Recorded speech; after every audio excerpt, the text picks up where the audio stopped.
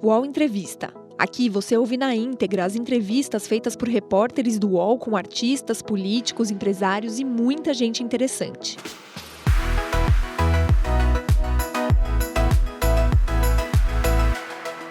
Olá, sejam bem-vindos a mais um programa de entrevistas em parceria do UOL com a Folha.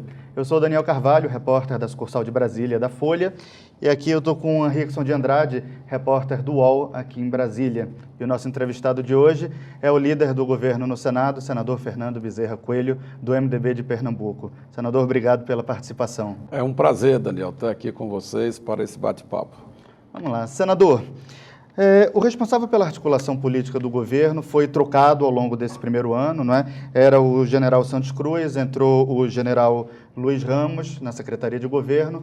No entanto, essa é uma questão que ainda é muito alvo de crítica de vários parlamentares no Congresso.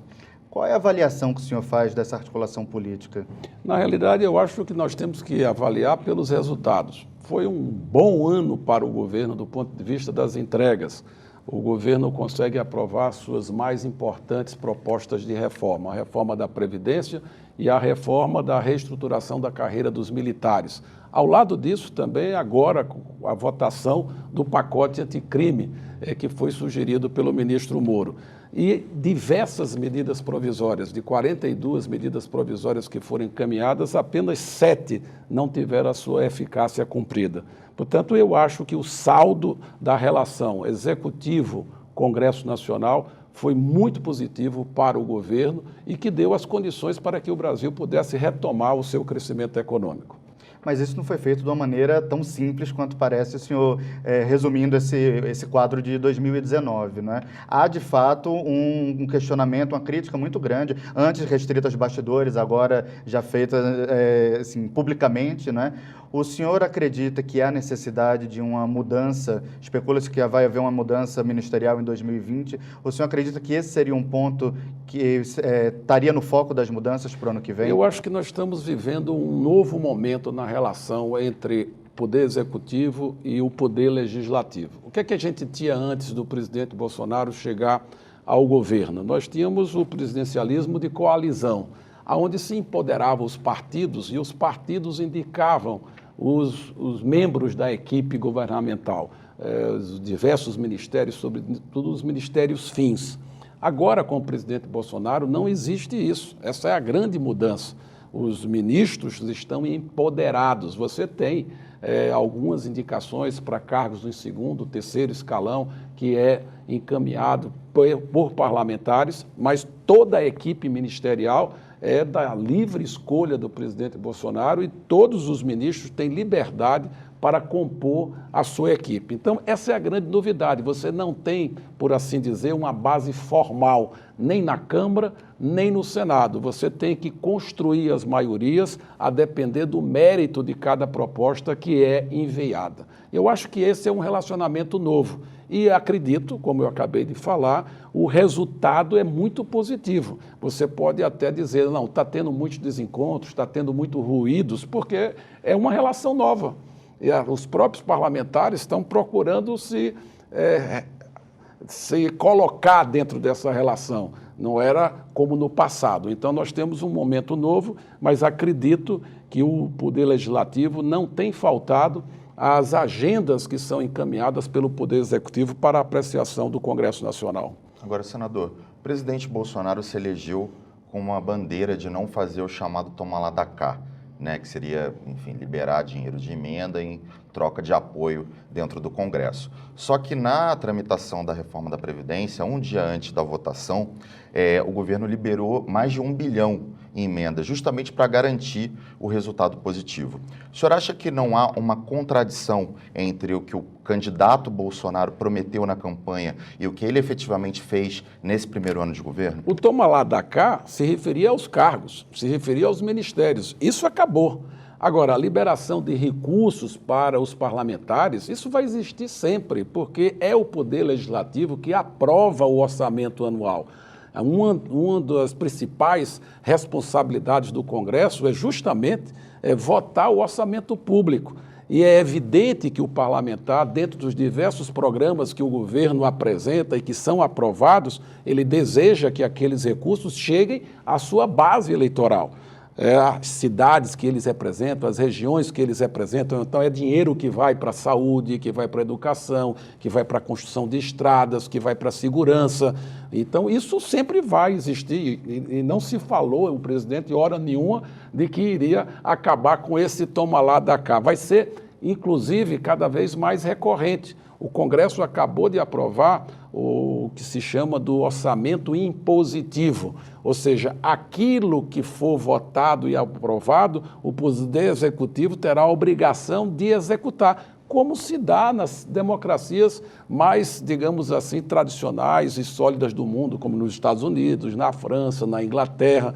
Então, o governo vai poder coordenar a execução do orçamento público através do contingenciamento, mas a influência do Congresso Nacional, a influência do parlamentar, ela continuará existindo. Agora, senador, o senhor não entende que a liberação de dinheiro de emenda em troca de apoio para um determinado projeto não pode ser considerado toma lá da cá? De forma nenhuma, porque isso está no orçamento público.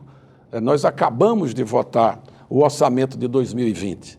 Esse orçamento que foi debatido, que está sendo discutido ao longo de quanto tempo dentro do Congresso Nacional? Ele é público, os diversos segmentos da sociedade, governadores, prefeitos, entidades que representam setores econômicos vão ao Congresso pressionar por alocação de recursos nas mais diversas áreas. Então, isso faz parte do regime democrático.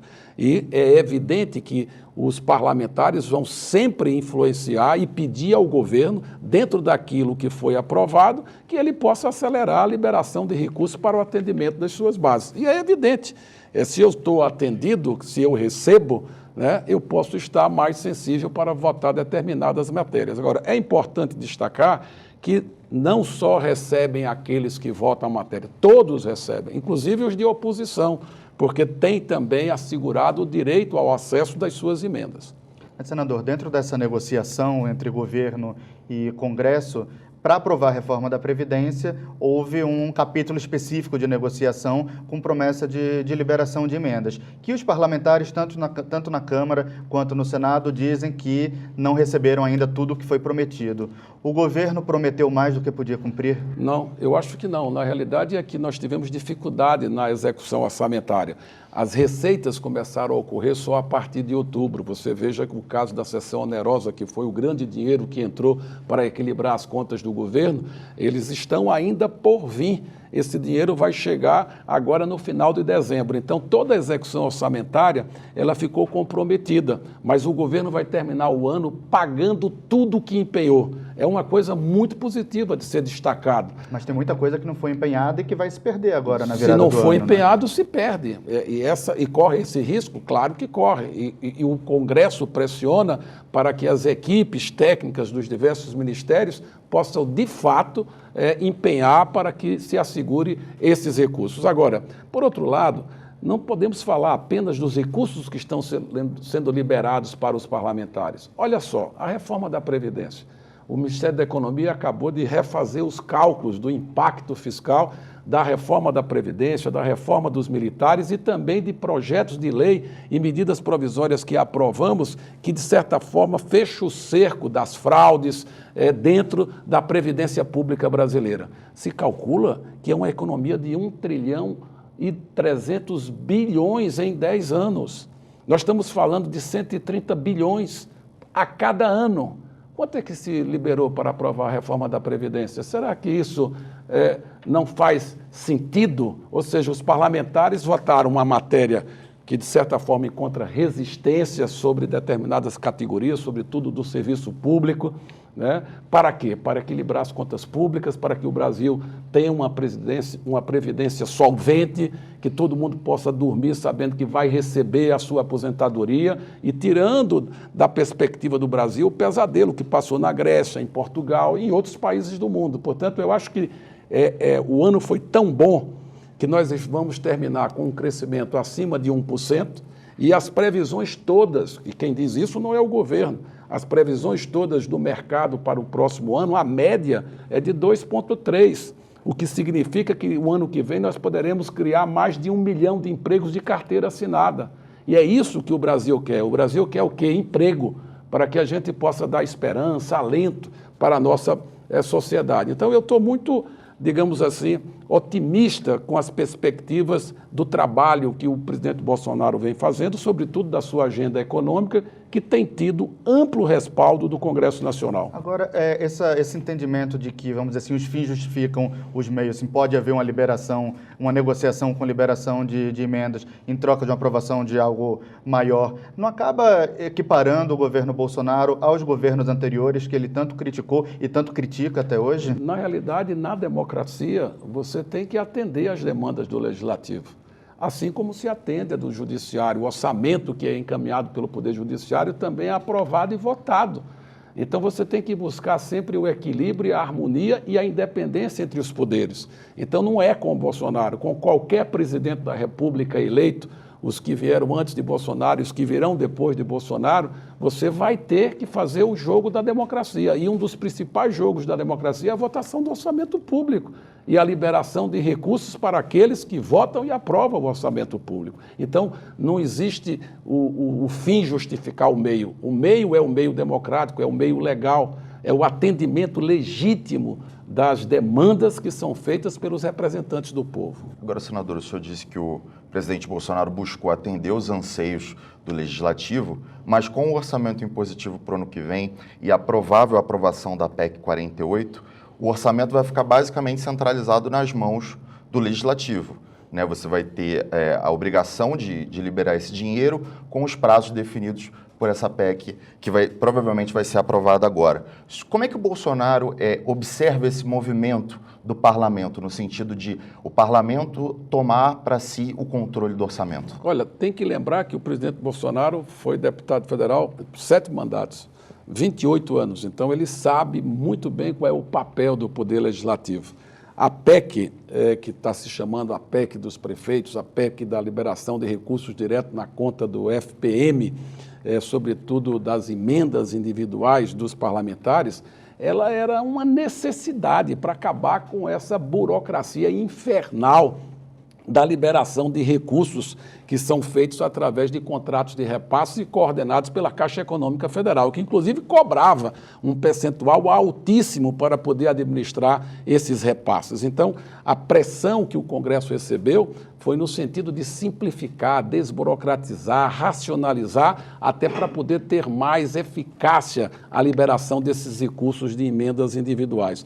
Então, eu acredito que isso é uma grande novidade e é evidente que o presidente Bolsonaro compreende de que essa é uma necessidade real dos prefeitos, sobretudo dos pequenos municípios, que desejam ter acesso ao recurso para construir um posto de saúde, para fazer a reforma de uma escola, para calçar uma rua. Então, são ações importantíssimas e que são muito valorizadas pelas comunidades que são beneficiadas. Então, eu não acredito que exista nenhuma diminuição o fato do Congresso ter aprovado o orçamento impositivo. Nós vamos viver uma nova realidade, uma nova relação. Acabamos de comentar aqui uma relação nova que está sendo vivenciada, que é a relação em que os partidos não estão empoderados na equipe ministerial.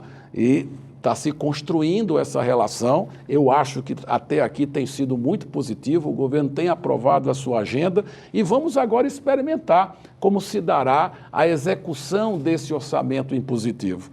Eu acho que está havendo, digamos, um exagero nas expectativas de que isso vai diminuir o protagonismo do governo federal. Eu não creio. Primeiro porque a peça orçamentária, quem cabe encaminhar é o Executivo. Então, o Congresso analisa uma proposta orçamentária que já vem do Executivo. Ele pode alterar, ele pode modificar, mas ele não pode transfigurar a proposta do Poder Executivo. E segundo, o governo sempre terá ao seu dispor a questão do contingenciamento, a velocidade como o orçamento será executado. E ele toma essa atitude normalmente nos meses de fevereiro, início de março, para poder aguardar o comportamento das receitas públicas. Então, eu acho que vai ter muito espaço, sim, para se buscar um novo equilíbrio nessa relação de Congresso com o Poder Executivo quando formos tratar da execução do orçamento público. O senhor acredita, então, que esse modelo de relação Congresso-Executivo foi satisfatório? Não existe nenhuma perspectiva de mudança na linha de atuação do governo para o próximo ano? Eu acho que o presidente, se você for pegar até do ponto de vista de quem ele está recebendo, se você pegar aí de agosto para setembro, o presidente tem ficado mais próximo do contato e do diálogo com os parlamentares. Ele tem ouvido mais, ele tem se aproximado. Eu acho que é importante essa aproximação para que a gente possa ter mais fluidez nessa relação e, ao mesmo tempo, o governo poder aprovar as suas propostas com maior celeridade. Mas o senhor não sente que existe agora, olhando para ao longo de 2019, um clima de desconfiança mútua? O Executivo não confia 100% no Legislativo, vice-versa. Dentro do próprio Legislativo, a Câmara não confia tanto no Senado, o Senado não confia tanto na Câmara. Não existe uma tensão permanente que atrapalha o desenvolver de projetos? Essa busca de protagonismo, ela sempre se dá na relação política, seja entre o Poder Executivo e o Poder Legislativo e o Poder Judiciário, seja entre as duas casas, a Câmara dos Deputados e o Senado. Sempre você vai ter ali momentos de choque, momentos de disputas mais acirradas em relação a determinadas matérias. Por exemplo, a questão da discussão do sistema tributário teve um cabo de guerra entre a Câmara e o Senado do ponto de vista da iniciativa, do protagonismo. Mas isso é natural, isso não é uma coisa que possa emperrar o diálogo e o entendimento. Mas eu vejo terminar 2019 sem reforma tributária, né? Sim, mas a reforma tributária não caminhou em função de que a proposta que o governo tinha colocado pelo ministro da Economia, o presidente não deixou prosperar, que foi a criação do imposto sobre transação financeira. Tanto que o secretário da Receita teve que sair, um novo secretário assumiu, e isso é que foi, digamos, a razão para o atraso da apresentação da proposta da reforma do sistema tributário, que o ministro Paulo Guedes agora está dizendo que encaminhará no início de fevereiro. E eu acredito que daqui até fevereiro, tanto o presidente Rodrigo Maia como o presidente Davi Alcolumbre vão chegar a um entendimento para a instalação dessa comissão mista, no sentido de termos um texto comum, para que as propostas do governo possam chegar e serem acopladas a esse texto comum que será deliberado primeiro pela Câmara e depois pelo Senado Federal. Senador, como é que o senhor avalia a troca de partido, né, do presidente Bolsonaro? Ele saiu do PSL, que era um partido que era a segunda maior bancada na Câmara, para formar um novo partido do zero e praticamente rachou pela metade o apoio partidário que ele tinha. Ele já não tem uma base consolidada e ainda vai perder provavelmente metade dos parlamentares ali que ele tinha, pelo menos na Câmara dos Deputados. Como é que o senhor avalia esse movimento do presidente? E uma segunda questão, do ponto de vista da articulação, o senhor acha que trocar de partido atrapalha o trabalho do senhor como líder no Senado? Olha, eu preferia que não tivesse tido esse problema, né? Trabalhei muito para tentar superar os impasses que foram surgindo dentro do PSL e a relação com o presidente. Mas o presidente chegou à conclusão, que eu acredito que ele tem as suas razões, a sua legitimidade para buscar a criação desse novo partido, que é a aliança que está sendo estruturado. Não é fácil montar um partido, isso vai demandar tempo, mesmo com a permissão aí da assinatura eletrônica para a mobilização. Eu não sei se o partido ficará pronto para a disputa da eleição municipal. Mas, de qualquer forma, o presidente tomou o caminho e eu espero que o novo partido possa dar mais tranquilidade na relação do presidente com o Congresso Nacional. É evidente que durante esse período de indefinição, isso terminou, digamos assim, retardando determinadas questões dentro do Congresso Nacional. Mas hoje a questão está superada, o presidente vai construir o seu partido, levará algum tempo para isso, né, mas eu penso que dará, digamos assim, maior clareza no diálogo e na interlocução do presidente com os outros partidos que estão dispostos a apoiar as propostas do governo dentro da casa, tanto na Câmara quanto no Senado. Agora, senador, ao optar por formar um novo partido, O senhor não acredita que o presidente Bolsonaro está priorizando a eleição em 2022 em detrimento da articulação que ele tem hoje no Congresso para os 3 anos restantes aí do primeiro mandato? Pelo contrário, os partidos, no fundo,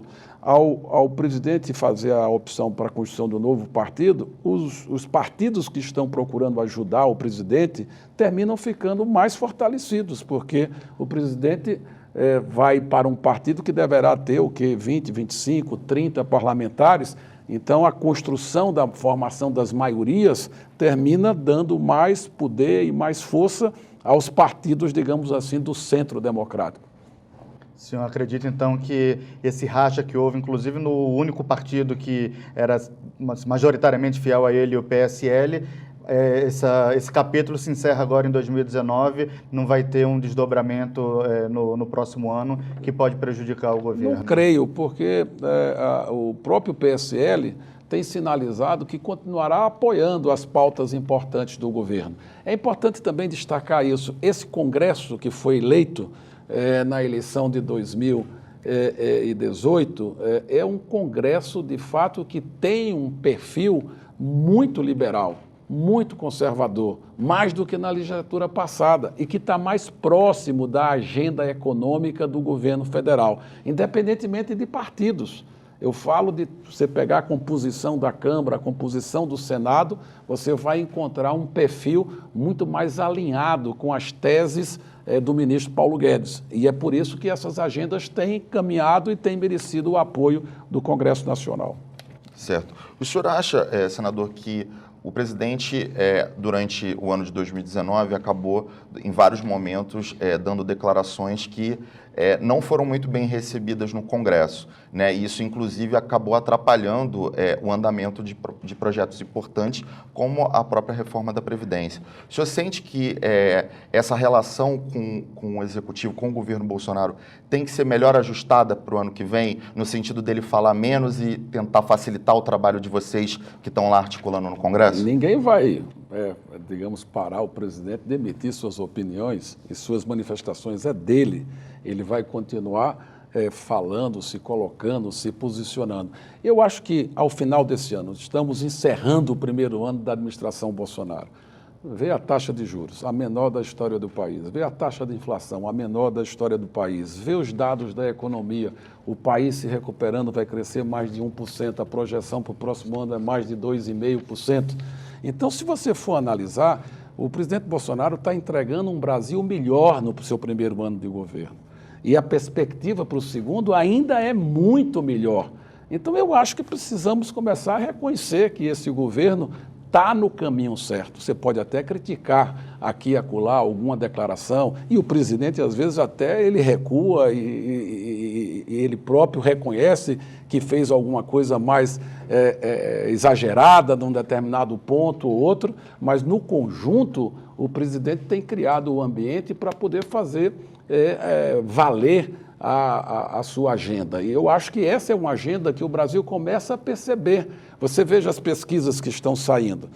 Na grande maioria dos brasileiros já estão apostando que os 3 anos do governo Bolsonaro será muito melhor do que esse primeiro ano, mas reconhece o esforço que o presidente fez para tirar o Brasil da situação crítica em que se encontrava do ponto de vista econômico e do ponto de vista social. Mas esse sucesso que o senhor coloca, atribui ao governo, ele não corre riscos constantes toda vez que entra um vídeo de hiena atacando o STF ou atacando a imprensa, quando se fala de ato institucional número 5, quando se ataca Leonardo DiCaprio ou se compra uma briga com o presidente da França, com a presidente da Alemanha, não, com a primeira-ministra da Alemanha. O senhor não acredita que o próprio governo se coloca em risco quando faz isso? Eu espero que essas coisas que nós estamos acabando aqui de comentar, que são os excessos, eles sejam menos no próximo ano, ou que nem existam. Esse aqui é o ideal. Mas é evidente que nós poderemos estar sujeitos a manifestações como essa. Mas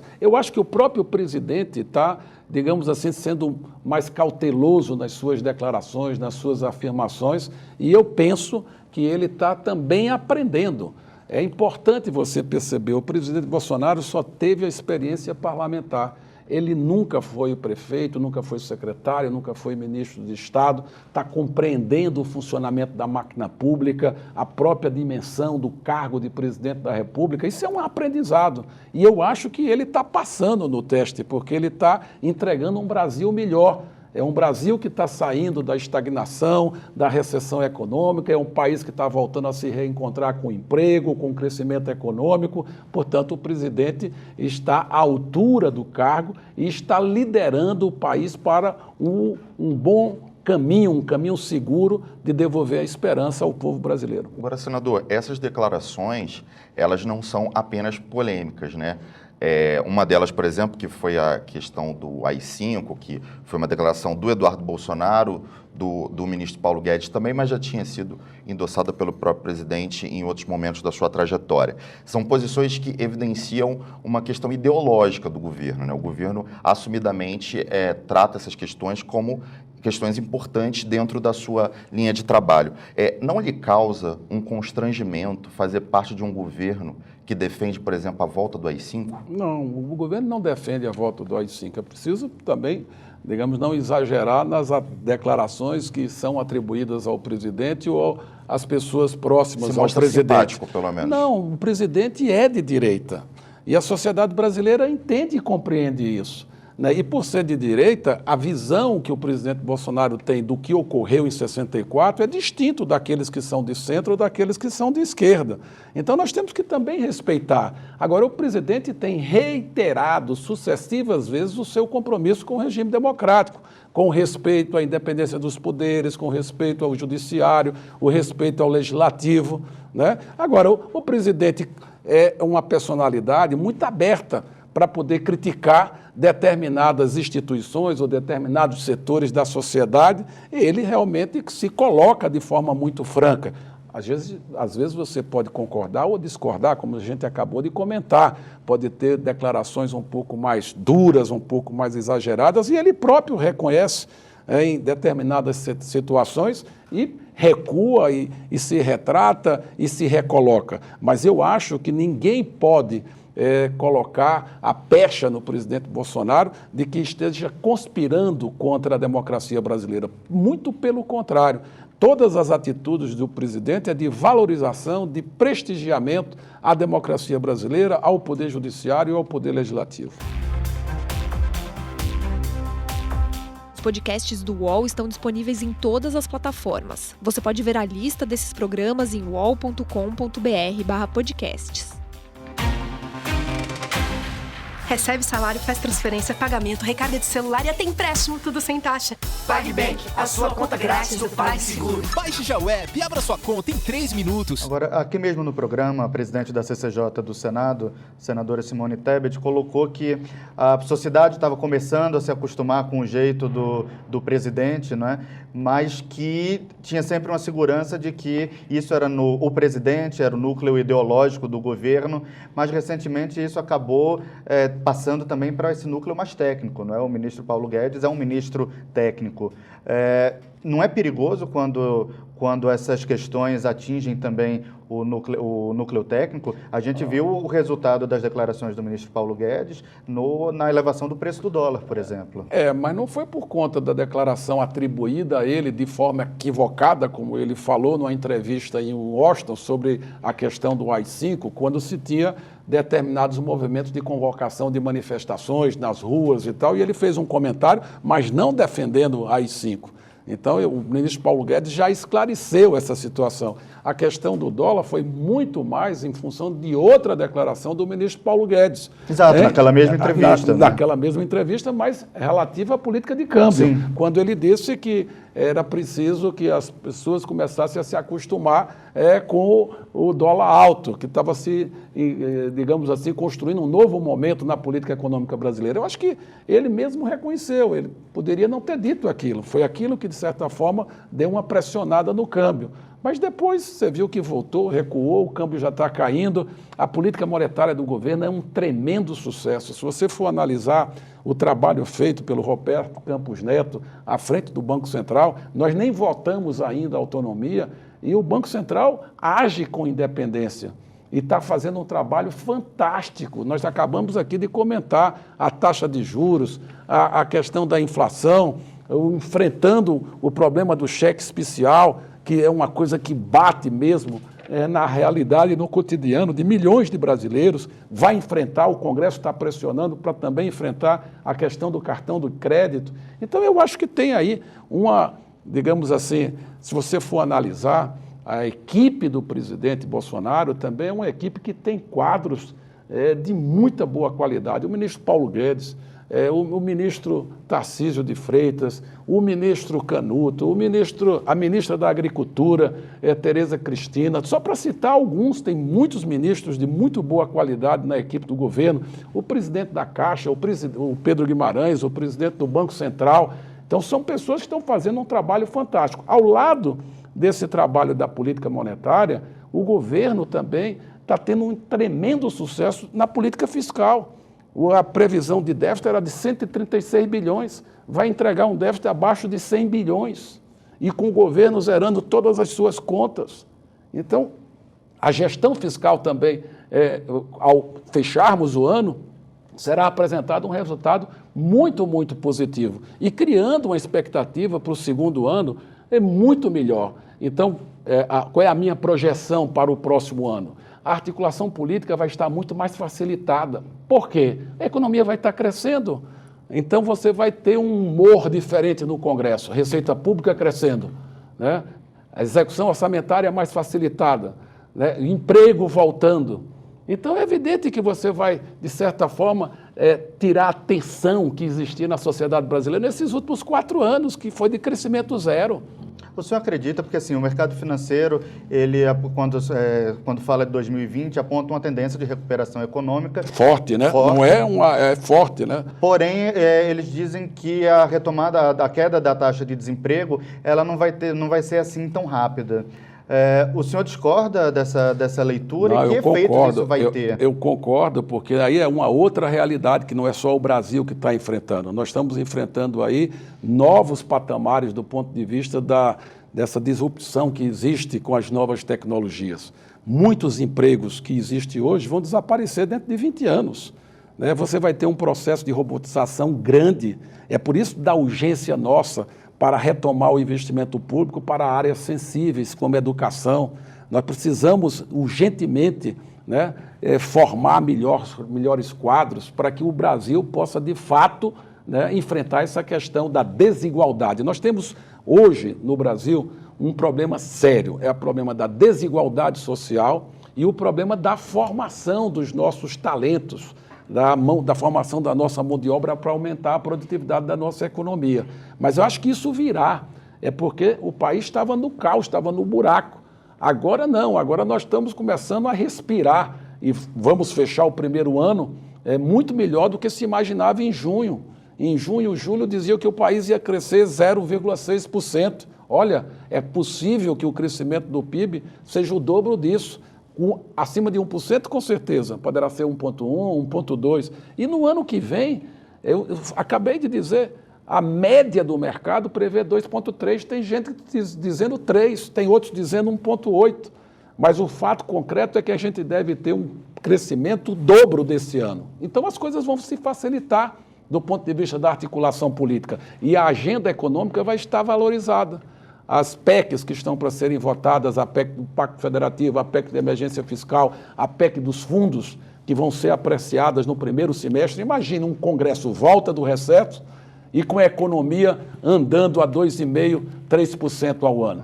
Pois é, agora o Congresso volta do recesso, mas para um ano que é curto, por causa das eleições municipais, né? Abril está acabando o prazo de filiação de quem vai disputar, e aí você tem maio, junho, começou o recesso de novo e a eleição. Concordo. E como o senhor estava falando, tem PEC de Pacto Federativo, PEC da emergência fiscal, tem a PEC dos fundos, reforma administrativa, reforma tributária. Exato, vai dar tempo. Programa de desestatização. Então, né? Tem tempo para tudo isso? Vai ter tempo. Nós vamos ter um ano legislativo muito, muito intenso e muito produtivo. O presidente Davi deve fazer um balanço por esses dias. Esse ano foi o ano de maior produção no Senado Federal. Né? E por quê? porque você tem uma agenda que o parlamento, os congressistas reconhecem que é importante para tirar o país dessa dificuldade, desse sacrifício que se encontra. E como as coisas estão dando certo e as coisas estão melhorando, essa votação e apreciação das matérias que o governo está encaminhando, ou que já encaminhou para a apreciação do Congresso Nacional, vai ter cada vez maior audiência, maior atenção e maior apoio. Mas qual é um calendário realista? Eu acho, senador? por exemplo, as PECs todas terão votadas e apreciadas nas duas casas até 30 de junho. Essa é a minha expectativa. A reforma tributária, eu acho que o mais razoável é prever que ela só se conclua ao final do ano. Acredito que o trabalho que será feito pelo presidente Rodrigo Maia poderá concluir a votação da reforma tributária na Câmara até 30 de junho. A reforma administrativa deve ser encaminhada no próximo ano e essa deve ser apreciada ao longo de todo o ano. Mesmo com as eleições municipais, você já, digamos, compreende de que a campanha foi encurtada. Então, hoje nós temos campanha de 45 dias. Então, de fato, dá para trabalhar até 15 de julho, porque as convenções se realizam até 5 de agosto e depois é que vem a campanha propriamente dita. Mas nós vamos ter ainda o mês de outubro todo e vamos ter novembro e dezembro. Então, nós vamos ter condições, de fato, de poder entregar uma produção legislativa muito boa em relação a essa agenda que a gente aqui acabou de nominar. Agora, senador, falando da reforma administrativa que o senhor acabou de citar, ela possui alguns pontos que devem, enfim, encarar uma resistência muito forte, principalmente a questão de alterações na estabilidade, né, dos servidores públicos, a redução de salário para novos servidores, aqueles que vierem a ingressar no serviço, e também condicionar a estabilidade à opinião pública, né, da pessoa que está usando aquele serviço. O senhor acha que realmente a reforma administrativa, da forma como ela vem sendo desenhada, é possível aprová-la no Congresso, mesmo com todo o lobby do funcionalismo público? Eu acho, porque ela tem uma coisa muito engenhosa. Ela não atinge os direitos dos atuais servidores. Ela só vale para aqueles que ingressarem a partir da aprovação da reforma administrativa. O que é que a gente tem que corrigir? Nós temos hoje, na média, o servidor público ganha 70% a mais do que o trabalhador da área privada. Isso quebra o Estado, não pode continuar assim. Então, o que é que está se fazendo? Reestruturando as carreiras, diminuir o número de carreiras do Estado, realizar os novos concursos. Então, para esse que for ingressar, ele não vai ter o salário inicial que hoje tem. Algumas categorias têm salário inicial de R$17 mil, né? Então, você vai botar salários iniciais bem menores, você não vai dar estabilidade com 2 anos, você vai dar estabilidade com 10 anos, né? Porque hoje, quando vem uma crise, quem está na área privada é demitido. Quem está na área pública não é. Então, não sofre nenhum efeito da crise. Então, você vai ampliar o prazo para você valorizar a estabilidade. O fato de você ter um emprego estável é importante para a burocracia, é importante para o servidor, mas você não pode juntar as duas coisas. Você tem a estabilidade e o maior salário. Aí tem alguma coisa que não bate, que não funciona. Então, eu acho que a reforma administrativa vem para produzir os efeitos necessários de trazer a remuneração do serviço público compatível com a remuneração do serviço privado. E veja o que é que está acontecendo. Na medida que as pessoas forem se aposentar, né, a necessidade de reposição será menor. Por quê? Por conta das novas tecnologias. Você está digitalizando todo o serviço público, então a necessidade de número de servidores, de funcionários será menor. Agora, senador, esses são os argumentos que o governo usa para defender a importância e a necessidade da reforma administrativa. Mas esses temas, como a questão da estabilidade, a questão salarial e outros pontos, eles são muito caros aos parlamentares, eles geram um desgaste muito forte, porque há um lobby muito grande do funcionalismo. A questão do ponto de vista realista, é possível aprovar, por exemplo, alterações na estabilidade do serviço público? Olha, a reforma da Previdência também tinha muitas resistências. Então, é evidente que a gente não desconhece de que a reforma administrativa vai encontrar resistência dentro do Congresso Nacional. Claro, óbvio, mas eu repito, o perfil desse Congresso que está aí é um perfil muito próximo dessas teses que estão sendo encaminhadas pelo governo. Acho que tem chance muito grande de ser aprovada, evidentemente com as modificações, com as melhorias de texto que certamente o Congresso vai oferecer. Mas o rumo é no sentido de a gente poder resolver essas questões que são muito críticas aqui no nosso país. Carteira de trabalho verde e amarela, como é que fica? Eu acho que ela vai tramitar bem, né? Existe todo um trabalho já de prestar informações, esclarecimentos em relação a isso, né? E eu acho que a previsão é que a gente lá para março a gente possa estar com ela concluída. Existe ainda algum temor de que ela seja devolvida? Não.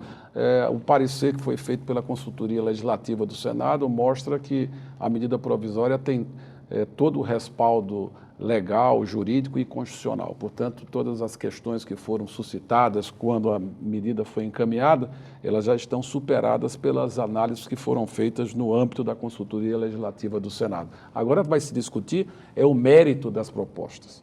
Eu quero aqui lembrar uma coisa importante. Quando se votou a reforma trabalhista, isso no governo passado, se fez muita crítica ao trabalho intermitente. Olha, pega os dados do CAGED. O trabalho intermitente está representando quase 30% das contratações formais, né? Então, você vai ver aí agora a questão de trabalhar aos domingos. Todo o setor de serviço está pressionando o Congresso para poder abrir a possibilidade dos trabalhos aos domingos. Isso pode gerar mais emprego. Então, eu acho que tem, digamos assim, a discussão vai ser feita, evidentemente, com embates, com o direito ao contraditório, com grupos dentro do Congresso que certamente vão se posicionar de forma contrária, mas acho que na maioria, existe uma maioria, e a votação é por maioria simples da medida provisória, eu acho que a maioria deve ocorrer para votar os importantes pontos da medida provisória da carteira verde e amarela. Pode ocorrer modificações? Pode. O próprio presidente disse que o Congresso fica à vontade para poder, digamos assim, promover as alterações que julgar conveniente. Mas o grosso, o núcleo da proposta, certamente vai avançar. Senador, se a gente olhar para o ano de 2019, né, no desempenho que o senhor teve na condição de líder do governo, teve um capítulo importante que foi aquela operação da Polícia Federal, né, que cumpriu mandado de busca e apreensão no seu gabinete. Passaram-se basicamente 3 meses daquele episódio. Queria saber se o senhor, na ocasião, chegou a colocar o cargo à disposição. Queria saber se depois de 3 meses o senhor se sente seguro na condição de líder do governo, ocupando esse cargo, e se o senhor considera ter recuperado a confiança do presidente Bolsonaro, caso ela tenha se perdido. O meu cargo é o cargo que é de demissão ad nutum, ou seja, você só fica enquanto o presidente estiver lhe respaldando, estiver lhe apoiando. Eu tenho tido toda a atenção do presidente Bolsonaro para o trabalho que estou fazendo no Senado Federal. Agora, quero comentar de que, a meu favor, e é importante que nesse espaço a gente possa falar, eu tenho 37 anos de vida pública. Tive todas as minhas contas como prefeito, como secretário, como ministro, aprovadas pelos órgãos de controle. Não sou réu em nenhuma ação criminal e não tenho em meu desfavor nenhum julgamento transitado em julgado de qualquer espécie. E já enfrentei situações de inquéritos, de investigação e tive a alegria de ver muitos deles já arquivados ou já solucionados a meu favor. Portanto, essas questões de investigações, de inquéritos, eu tenho muita confiança que no tempo certo a verdade vai prevalecer. Senador, o Congresso estava querendo ampliar o fundo eleitoral, né, o fundo de dinheiro público usado para financiar as campanhas, para 3,8 bilhões de reais. Essa semana começou uma conversa de baixar para 2,5, diante de uma sinalização de que o presidente Jair Bolsonaro vetaria esse valor de 3,8, e como a gente falou há pouco, existe esse clima de desconfiança, não existe uma garantia de que um eventual veto do presidente poderia ser derrubado. Como é que o senhor vê essa redução, esse valor de 2,5 seria garantido pelo governo e dá para fazer campanha com esse valor? O senhor tem um filho que é prefeito, candidato à reeleição. Esse valor de fundo é viável? Primeiro, sobre o valor, né? Quem deu a declaração que o presidente vetaria fui eu, não foi o presidente Bolsonaro. É preciso deixar claro, quando se cogitou os 3,8 bilhões para o fundo eleitoral, eu disse, se for esse valor, o presidente vai vetar, né? E acho que as conversas, pelo menos nos últimos dias, tem girado em torno de manter o valor original que foi encaminhado pelo governo, que foi o valor de 2,5. Esse valor, depois, na sequência, ele foi corrigido para 2, em função de que, ao consultar o Ministério da Economia, ao consultar o Tribunal Superior Eleitoral, a informação veio de 2,5. Depois, o Tribunal Superior Eleitoral fez um novo ofício dizendo que tinha havido um erro no cálculo do valor e que o valor correto teria sido 2. Por isso que se encaminhou um ofício modificativo na apreciação dos PLNs para reduzir o valor para 2 bilhões. Então, eu acho que acima de 2,5, a chance do presidente vetar é total. Agora, 2,5, eu acho que a gente poderá trabalhar. O presidente não se manifestou, nem ainda discutiu essa questão. Nós deveremos levar a apreciação dele depois que as lideranças no Congresso, formada uma maioria, defina qual é o valor que vai. Tem 2 correntes dentro do Congresso. Uma para manter o valor de 2 bilhões e outra defendendo 2,5. Senador, o senhor foi ministro da Integração do governo Dilma, participou também do governo Temer, nesse curto espaço de tempo, e agora também participa do governo Bolsonaro. O senhor encara com naturalidade essa participação em governos tão distintos, ideologicamente e operacionalmente também, tão distintos? E uma segunda questão, só para emendar. O presidente Bolsonaro em algum momento lhe questionou pelo fato do senhor ter feito parte do governo Dilma? Nunca questionou, muito pelo contrário. Ele sabe de toda a minha trajetória. Eu, de fato, trabalhei como ministro da Integração no governo Dilma, trabalhei como líder e vice-líder no governo do presidente Michel Temer. Isso não é motivo de nenhum constrangimento, muito pelo contrário. As experiências que tive, acho que enriquece a minha trajetória. Aprendi muito no exercício dessas missões e desses cargos, e o que justifica isso? O que justifica isso é que nenhum presidente tem maioria estabelecida no Congresso Nacional e tem que se buscar a maioria para a aprovação dos seus projetos. Então, quando eu fui ministro da presidenta Dilma, o partido ao qual eu estava afiliado ofereceu apoio a ela no Congresso e eu fui lá representando o meu partido.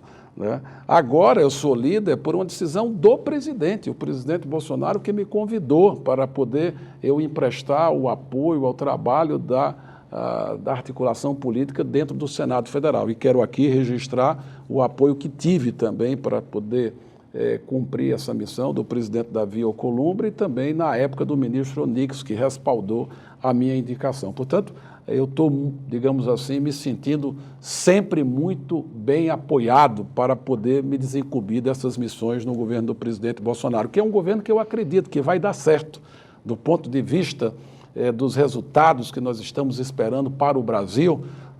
Eu acredito que no final do segundo ano ninguém mais vai discutir o sucesso do governo do presidente Bolsonaro, porque ele vai ter retirado o Brasil da crise econômica, vai ter colocado na trajetória da geração do emprego, das oportunidades e o Brasil descortinando novos horizontes.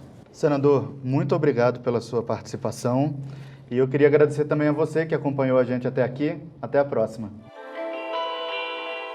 O UOL Entrevista tem edição de áudio de Isabel Rani e coordenação de Diogo Pinheiro.